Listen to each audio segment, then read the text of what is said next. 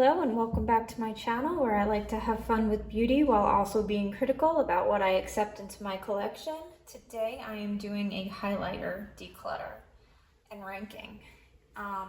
So like the other videos, I am going to start with my favorite and then my second tier and then finish with the declutter. To start with, I guess I should say what my preferences are when it comes to highlighter. I am a medium fair neutral.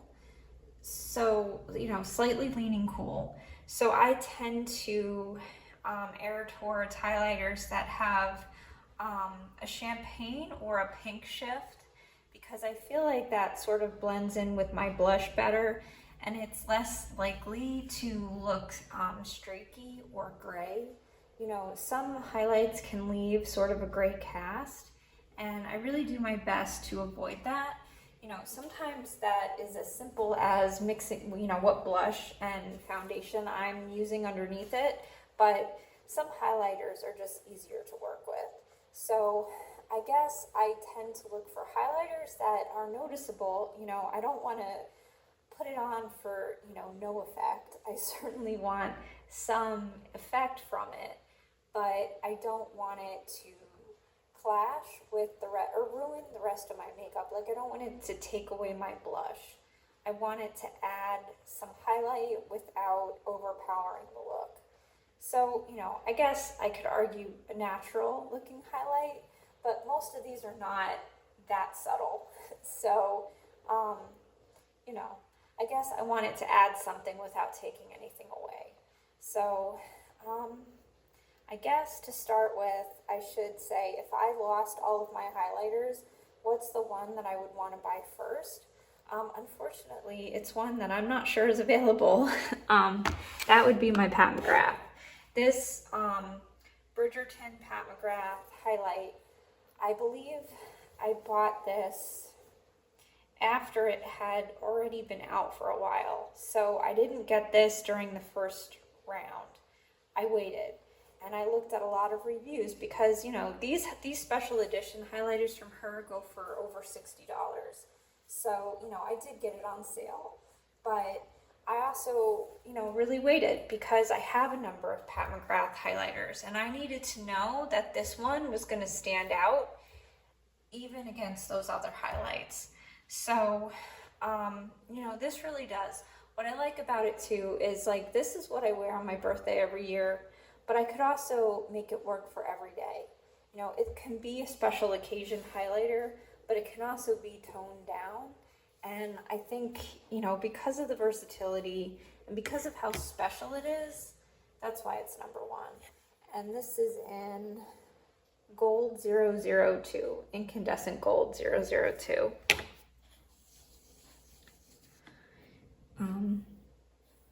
And you can sort of see the specialness immediately. It really stands out.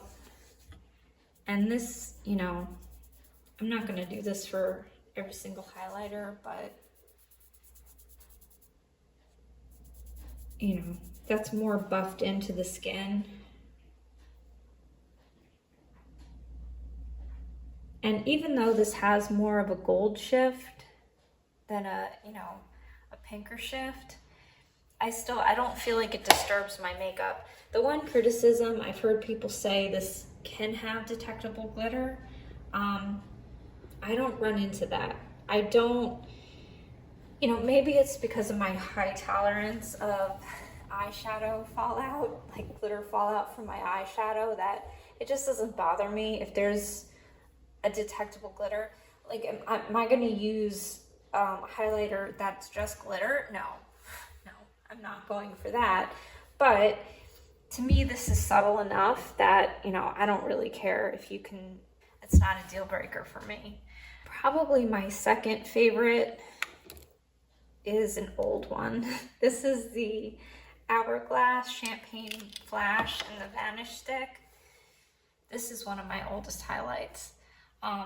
As you can see, it is a lot more subtle.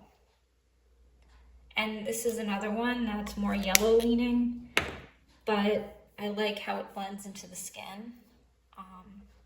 It does it slightly better than my Charlotte Tilbury Beauty Wand. I have this in Spotlight. This is a highlighter that I like also because of how it blends into the skin. And it's a little more high octane than the Hourglass, but I think the Hourglass is just a tiny bit more natural. I mean, it's darker too, so it, you know, anything that has a really white undertone is gonna stand out more. After that is probably my Charlotte Tilbury. This is the Multi-Glow Pillow Talk Romance Light. This was special edition packaging, and I bought it for the packaging. Like, I'm not even gonna lie, I definitely didn't need a highlighter. But this has the pinky undertone that I like. I like a pink undertone just because it tends to blend. It tends to not take pigment away from blush as much. That's why I like this Bobbi Brown. This is in Pink Glow. This is another really old highlighter that has stayed in my collection because it's reliable.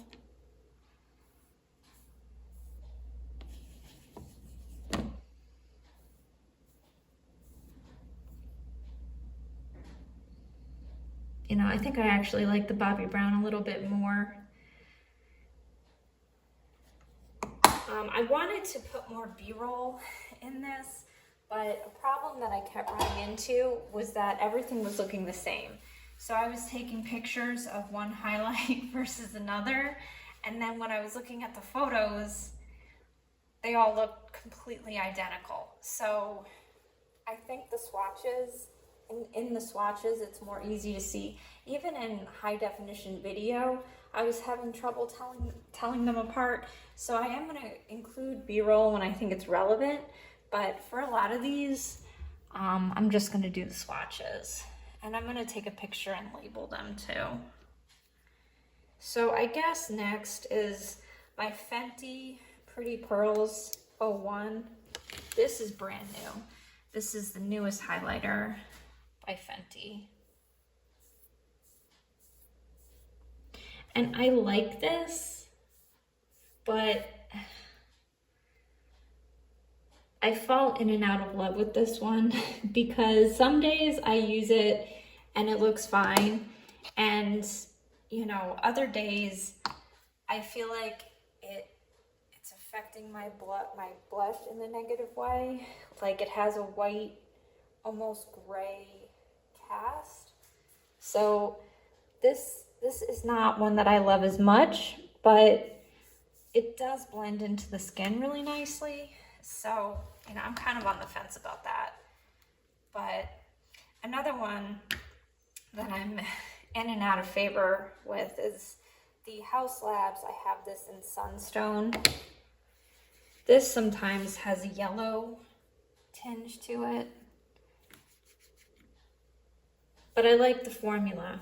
You know, I almost feel like it's a shade problem more than anything because this is like a gel hybrid formula that does a really nice job blending into the skin. So, you know, I'm still gonna play around with that one. And then I have my good old reliable Nabla. I have this in Ozone. This is another formula. I think of this formula as being similar to the Haus Labs. It's a little more powdery, but that little bit gel sort of, I don't know, makes it a little bit easier to buff. Yeah, here I'm realizing how icy it is, so it's probably why I stopped reaching for it as much. But that's a view of all of my favorite highlighters. Now to keep things simple, I'm just gonna go by brand because none of these are in the declutter pile anyway. So next up is going to be the rest of my Pat McGrath collection. So I have a single highlight in Golden Moonlight. This I feel is too gold for me. this is too gold for my skin tone. But I like the formula, so I would definitely consider it in other shades.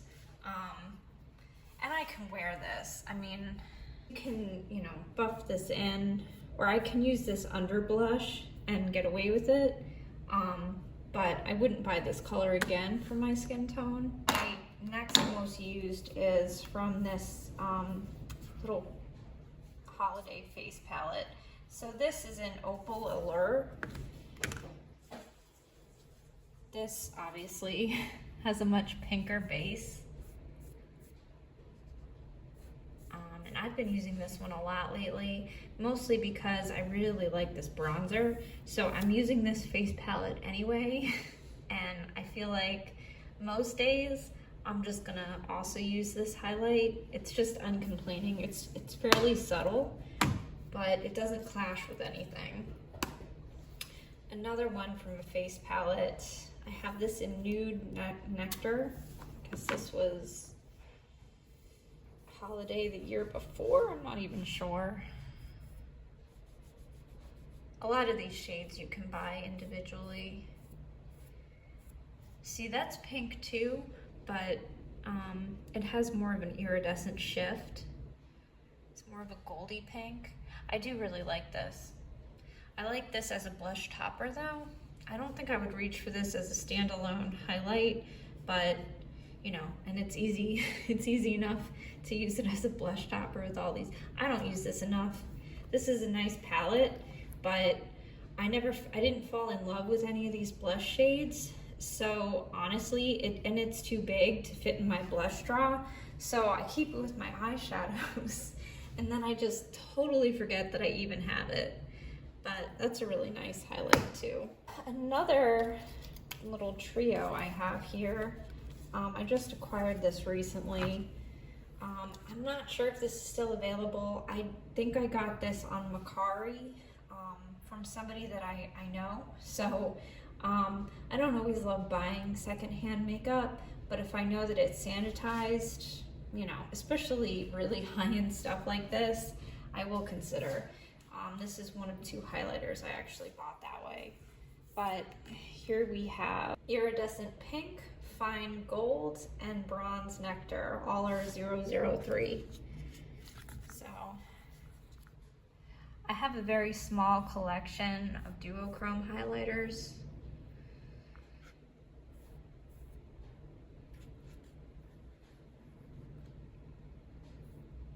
You know, and I don't reach for this often, but especially these 2. You know, the bronze one is a little bit too deep for my face, but actually really quick, I'll compare that to my Ketracel white. These are like straight up duochrome highlights in a cream formula. So I'll compare. It's the iridescent pink. The Ketracel white has more of a shift, and it has more yellow in it, whereas the Pat McGrath is really only pink. And then, you know, the cream duochrome, I mean, it's a lot stronger. That's from Adept Cosmetics, an indie. But you can see they're definitely similar. So if you have one, I don't think you need the other. And obviously, you know, these are, I don't even think on the website anymore. So I don't think you'd have to necessarily go out of your way, but it's fun to have these. These are duochromes that I would use. You know, if something shifts blue, I'm probably not gonna use that, but a pink and a gold, like especially shifts like that, I can be that amount of fun. I don't know blue or green, but I can do pink and gold. And then finally, I think, yeah, this is my last Pat McGrath. I have Champagne Gold. This was another Mercari purchase. This is discontinued. I mostly bought it, I'm not even gonna lie, because I'm still a bit of a collector. Like, I didn't get this recently. This was back when I was buying more makeup from Pat McGrath, but I was curious to try the formula in this. This is like a creamy, it's a cream actually. It's like, there's like a powder finish, but it really feels like a cream. And that's too dark. It's too dark for me to use it as a highlighter. But I was able to try the formula. So if they ever came out with anything similar to this in the future, I would jump on it. You know, this is, you know, a weapon. This is really heavy. And I'm looking at it at this point as being a real collector item in my collection. I certainly wouldn't recommend going out and getting this if you're my skin tone, but you know, it is what it is. You know, I think I could probably make that work as a blush to some extent, but I'm not hurting myself to use it because I know I'm just kind of holding on to it for a different reason. And then I'll go ahead and include my Natasha Denona. This is another item that's on sale right now that I highly recommend. This is the Glam Face Palette. This is like probably my favorite palette of all time because of this shimmer eyeshadow. I love this so much that this is the only makeup item aside from foundations that I would ever actually have a backup of, because I'm afraid they're going to discontinue it. It's the only face palette I've ever had that I've actually used as a face palette. The blush is fabulous, and this is a beautiful highlighter. You know, it's basic, but it's beautiful. You know, I love traveling with this because I don't have to compromise, you know. So often when I travel, I feel like I'm doing the best with what I can bring. But with this, I feel like I'm actually bringing the best. And it's compact and it's easy to, you know, move around, and it's durable. I don't know. I really, really love that palette. I can't recommend it enough. If you're my skin tone, obviously. So everything else is just above declutter. So these aren't bad enough that I'm decluttering them, but they're back of the draw items. So this is my Wander Beauty After Hours. I guess that's color After Hours. This is just fine. It's a nice highlighter. It just doesn't stand out so much that I think about it. I'd say this is a good formula though, so I'm definitely not getting rid of it because I could certainly see myself using that. Then I have this one from Florasis, Peach Blossom Carved Flower Pattern Highlighter in 01. That all might be relevant in a Amazon search. This is quite blinding. This is quite light. I think it's too light for me, but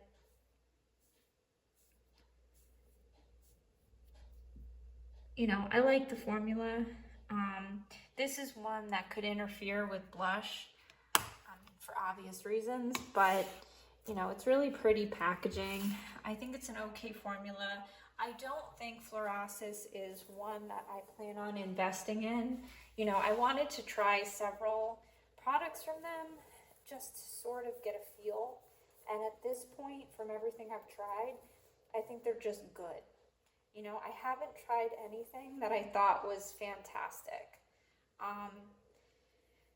So as attractive as the packaging is and as tempting as it is because of the packaging, I try to never let that push me into buying something, because first of all, I'm not going to leave it out, so I'm not going to look at it.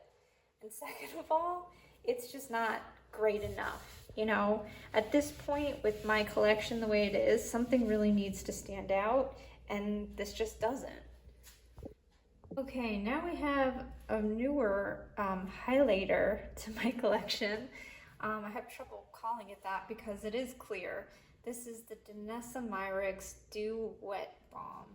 So they have shades. This comes in shades. I got it in clear because I was convinced that this was going to be the answer to every time I have a problem making a highlighter blend into my blush. You know, I really thought that this being clear, and it's like, you know, putting oil or something on your skin. It's a natural, quote unquote, highlighter. And I'll put some pictures in. But, you know, when you, let's see, maybe across my knuckles. I don't know. I mean, you get the idea of what this is supposed to be. I mean, it works, but what I didn't take into account was that it was going to highlight texture. So because it is so much like your natural oil, you know, me having no natural oil in my face, I really was excited to try something like this because I'm not greasy. I am whatever the most opposite thing to greasy is what I am. So something that's supposed to make you look sweaty and greasy, I don't have a problem with that. That sounds great to me. But it just didn't quite work out the way I expected because, you know, it doesn't discriminate. It highlights everything. So if I do use this, I have to be extraordinarily careful. And even then, I don't know that it's a look that is worth the extra effort for. I think it's unique. And because of that, I'm certainly gonna hold on to that because I don't have anything else even remotely similar. And maybe one of these days I'll come up with a really good use for it.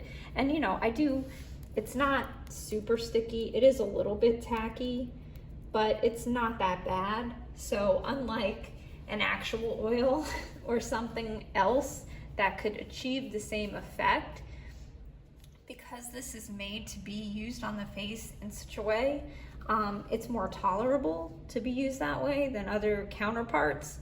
But yeah, it was cheap enough. I know that I got it on sale, so I don't feel terrible about it. But yeah, that was just kind of a failed experiment on my part.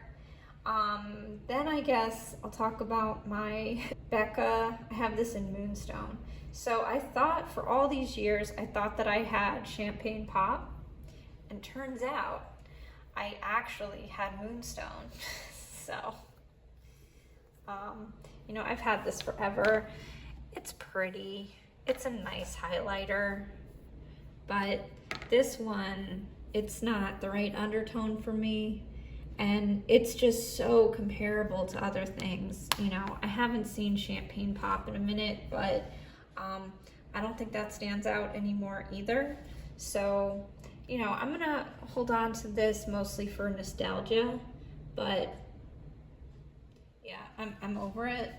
I don't think, you know, I'm really not upset that that's not available anymore. And I guess we're almost at the declutter. So then I have this Weis sample. So I got this in Radiance. I keep holding on to this because it is so interesting. It's almost like the Danessa Myricks, honestly, because it's like my skin tone. So it's almost completely undetectable, but it's leaving that little bit of hydration. So it looks, I don't know. I mean, I think this is probably the most subtle highlight in the world, you know? And obviously this was a free sample. I reach for this every once in a blue moon when I'm feeling like playing with something that I haven't played with in a while. I'll pull that one out and see if it does anything for me. I guess the last thing before I start decluttering is this Hollywood Flawless Filter Mini. I should put this in my primer drawer and maybe I'll actually use it because I forget this is there. because I would use this more as an all over highlight. I know people can use it as a highlight, but to me, it blends too much. So, you know, I have a bunch of glowy primers and I'm just never impressed. I'm never impressed. I still, despite that, I still want to try Auric Glow Lust. Now that they have the smaller sizes, I think I will at some point buy one of those. But, you know, I wanted the OG. I'm so happy that they offer minis of these so you can try the formula without spending too much money. But I just don't think it's that special, you know? It is good that it, in the sense that it blends into the skin. So, you know, if you compare this to the wands, this will, you know, with a damp beauty sponge especially, this will be undetectable more easily than that. But yeah, overall, really doesn't excite me in any way. All right, so now we are in declutter territory. So I was wrong. One more item before we declutter. This is Jaclyn Hill Iced. I picked this up during the fire sale, and it's just okay. You know, unlike her blushes, which I really didn't like, this is a nice highlighter, you know? I guess if she was gonna have any hero product, it should be the highlighter. But, you know, I don't reach for it necessarily, but it's not bad, so I don't really want to throw it away. You know, in the future, I might feel differently once it gets a little bit older, but, you know, as of now, it's better than some of the things that I do have that I ranked higher. Like the Florasis, for example, I think it's better than that. So I can't, in good faith, you know, I'm not a fan, but it's not a bad product, so I'm not gonna just throw it away. All right, now we are officially in declutter territory. So this is the exciting stuff. I'll start with the least exciting. So this is the Rare Beauty. This is an Always an Optimist Illuminating Primer Base. So this is in the wrong place. This should go with my primers. So this is just old. It doesn't smell terrible, but I know that I've had this for too many years and it's too icy, but it's similar to the Flawless Filter. You know, it's the Rare Beauty's version of the Flawless Filter. Now everybody has their own version of the Flawless Filter, but I don't really feel like I need any of them. I guess another product that is somewhat similar is this Tarte Glow Shape Tape. This is the Glow Wand, I guess. You know, this, I never quite figured it out. You know, I would argue that I didn't get the best shade, but regardless, I never figured it out, and I've had it for at least 3 years at this point. So this being a cream product, it's just got to go based on age. Then we have this Ofra highlighter in Star Island. I'm getting rid of this based on principle. I really don't support, I mean, first of all, the color is awful. That's a terrible color for me. It just looks like an icy white stripe. But beyond that, I really don't support Ofra, and I am not in the habit of throwing away good makeup. When a brand does something or something comes to light that I disagree with morally, depending on the severity of it, I will stop buying from the brand. What I won't do is throw away good product because I just don't have the money to do that. And I don't want to resell it because, I don't know, I feel like I'm promoting them. Whatever. I don't want to resell it. I don't want to gift it. I don't want to. This is bad enough that I can just throw it away, you know. Now, I dislike Ofra so much that even if I liked it a little bit, I would still throw it away. Like, I would have to be really crazy about it. And I've never tried anything from them that I was crazy about. So I'm excited to get rid of that. Then I have this Do Me from Estate Cosmetics. I don't know if they exist anymore. If they do, I haven't heard anything. That's a color thing. It's not the best color, but it's just age, you know. This is so old that I don't think they exist anymore. Then I have this Renewed Hope from Philosophy.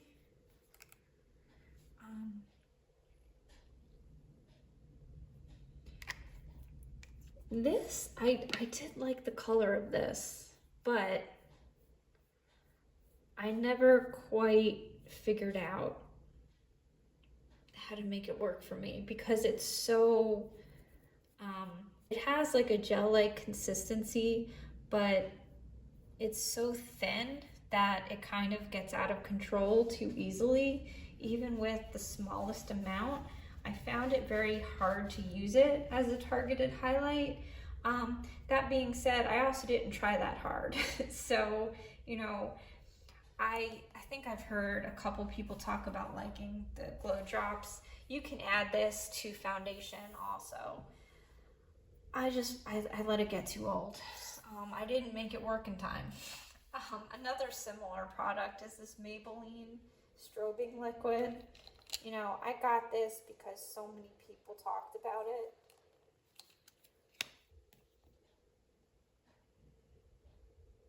I mean, this is probably, and this is starting to smell. This is probably the most high octane liquid I've ever even seen, but it's just too old. And it didn't, clearly, after this many years, it didn't stand out, so I'm not gonna miss it. And then finally, I have probably my oldest highlighter, the Shimmer Powder Ball. This is from Lola Cosmetics. I have no idea if they exist. I think this was probably a gift. And it comes in a ball like this. This is considered an all-over body shimmer. And who knows, maybe this won't actually make it into the trash because I think one of these days I'm gonna wanna put highlighter on my collarbone. Have I ever done that? No, I don't think I've ever actually done that. But I like the theory of being able to do that. And you know, this is actually an okay color, but as much as I know that I don't think powders go bad, this comes with a puff, and it's gotta be 10 years old. Like, seriously, 10 years old. So, I think it's time to part ways with that, but that was a fun little walk down memory lane. So, that is it for my highlighter collection. I know that was a little bit less eventful overall because I'm not getting rid of a ton. I don't have that many, and most of them are completely comparable. There's very few that stand out, but you know, I definitely wanted to include it, and I wanted to talk about, you know, what I have, what my experiences are, in case anybody has any questions. I'd be more than willing to revisit any of this in the future. So I made a bit of a mistake leaving out these Hourglass highlights when I finished the video. I don't know how I forgot. I really do enjoy Hourglass highlights. These two are my favorite. I especially like the lighter one from the Jellyfish palette. I use that often when I'm already using the palette. So I definitely wanted to include these. These belong top tier. I'd say actually number 2, probably right under the Pat McGrath. Without dragging this out too much longer, I hope everybody is having a fabulous week, and I will talk to you soon. Bye-bye.